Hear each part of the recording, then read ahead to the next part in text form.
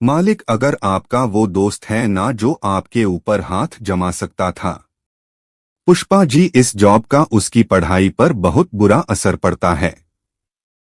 आलोक की उम्र पड़ी है कमाने के लिए।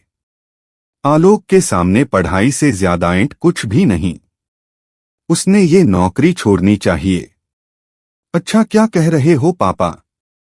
भाई एक तरफ झंडे वो ऑफिस छोड़कर जाने को तैयार हो चुका है।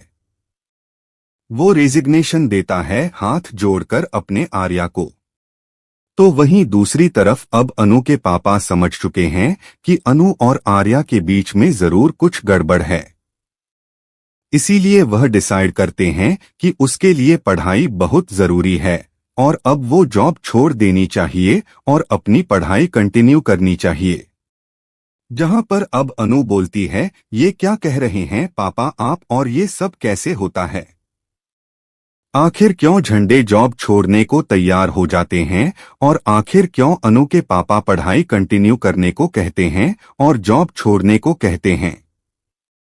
जहां दोस्तों आपको देखने को मिलेगा कि एक तरफ अब अनु जो है वो बोलती है कि अगर आप पापा आप गुस्सा हो तो ठीक है, मैं दोबारा जयपुर ही चली जाती हूं। तो वहीं अब उसके पापा उससे बात करने लगते हैं। तो वहीं अब जहां अनु से पूछते हैं कि बेटा जब तू आई थी तो वो गाड़ी किसकी थी? जहां पर अब अनु बताती है कि मुझे आर्य सर्च लेने आए थे क्योंकि मेरा ट्रांसफर कैंसिल हो गया था। तो वहीं अब अनु के पापा पूछते हैं कि क्या मतलब वो अपने हर एम्प्लॉय को लेने जाते हैं क्या, या सिर्फ तुम्हें? पर पुष्पा कहती है कि अरे वो इतने अच्छे हैं ना।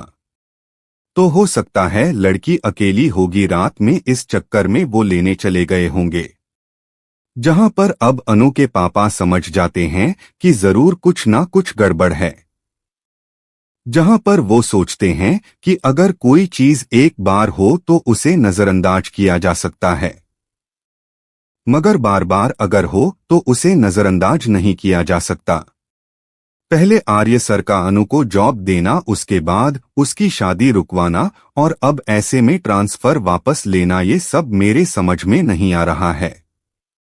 तो वहीं दूसरी तरफ अब झंडे उसे भड़काती है मीरा, जहां पे मीरा बहुत ज्यादा रो रही होती है। फूट फूट कर रो रही होती है और कहती है कि मैंने अपने सर को और इस कंपनी को अपनी पूरी लाइफ दे दी, मगर सर ने एक पल में ये सब क्या कर दिया।